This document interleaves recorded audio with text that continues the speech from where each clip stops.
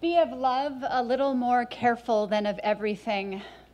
Preparing for this talk got me thinking about a print from the 1970s by Corita Kent. I am still figuring out what she meant. It's a print I keep in my office at home. But I think she was right, and I like the weird grammar. Bambi, a love story, coming to you next week in a beautiful 35mm print. Assuming one or two of you may not have seen Bambi, I'm going to throw in one spoiler alert. It will be a quiet one, so please be on guard and be ready to cover your ears and hum. On the trail of Bambi, that's what the magazine Collier's had to say in 1942. The tagline, deep in Maine's Katahdin's forests, Disney's men found the fawn that became Bambi and brought him to Hollywood. A shout out to Patricia King for the breadcrumbs that led me to that article. The story ran with this grainy photo of a deer encircled by artists, a troop of Disney's men. I found the photo taken from on high, both wondrous and disturbing. What to make of this regal, Maine-born creature who met the gaze of a Hollywood animator?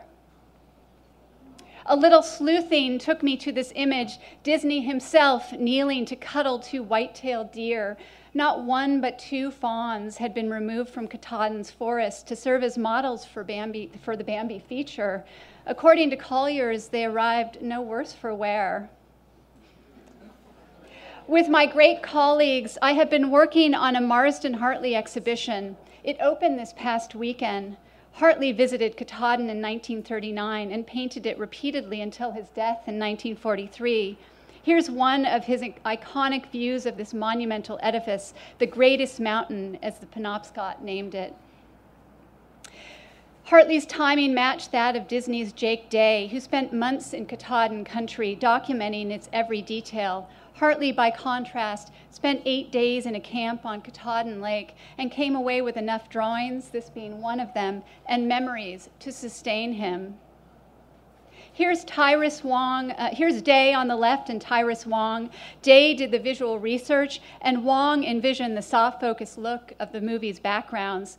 I can't resist telling you that Wong was born in 1910 in Taishan, China, and died just last year in Tahunga, California, age 106. Cool, right?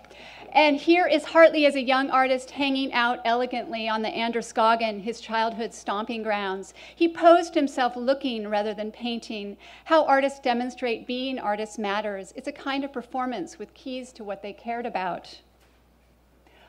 Hartley and Day both cared about Maine, but they looked at it differently. Hartley kept things at a distance, and Day worked from the ground up. Bambi is the floor of the forest, the primordial place of little Bambi's beginning. It's where we meet Thumper, the bunny, Mrs. Quail and her line of baby peeps, and the skunk Bambi disarmingly names Flower. Think of Thumper's belly laughs at Bambi's newness, first steps, first words. Thumper's back paw hits the ground like a clown shoe crossed with a piston. The resulting sound, pure earthy delight. Hollywood made the most of nature's camouflage, that furry simulation of dappled sunshine that adorns the behind of every white-tailed fawn. Disney's animators took careful note, and they were spot on, too, with Bambi's stilt-like legs.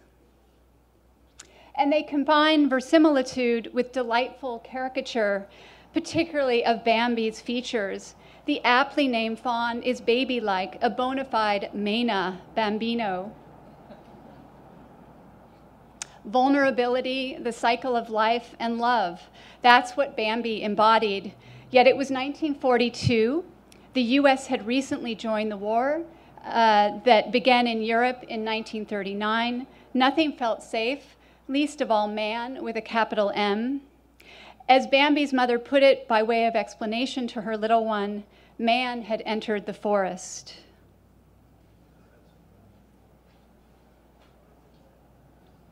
Here's a scene from Bambi as well of the fire in the forest. Again, of course, a part of the cycle of life, but also, I think, referencing the historical moment.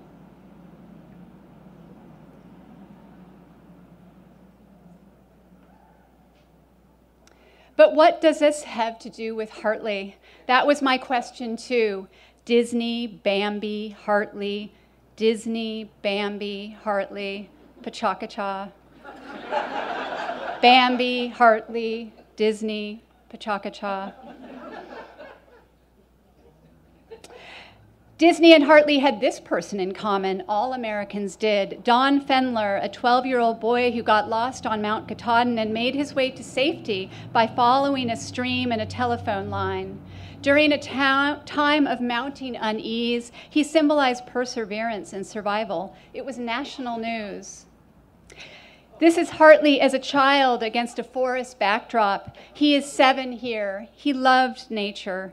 And here is your spoiler alert. Cover your ears, Bambi newbies. It was the year before Hartley's mother died, and that's the loss that Bambi suffered too. Katahdin and loss, 2 things Bambi and Hartley had in common. Here's one of my favorite paintings by Hartley, a portrait of the artist Albert Pinkham Ryder. It's at our museum at Colby. Hartley painted it based on a memory from 30 years prior. He loved Ryder's paintings, visited him once, and revered him forever. Be of love a little more careful than of everything. We do the best we can, and what a painting. This is an early landscape by Hartley of Maine's western mountains rather than of Katahdin. It is so different, of course, from the flames that engulf Bambi's world, but I've thought of it as flame-like. Disney, Bambi, Hartley, they were like us, people of their time. Thank you.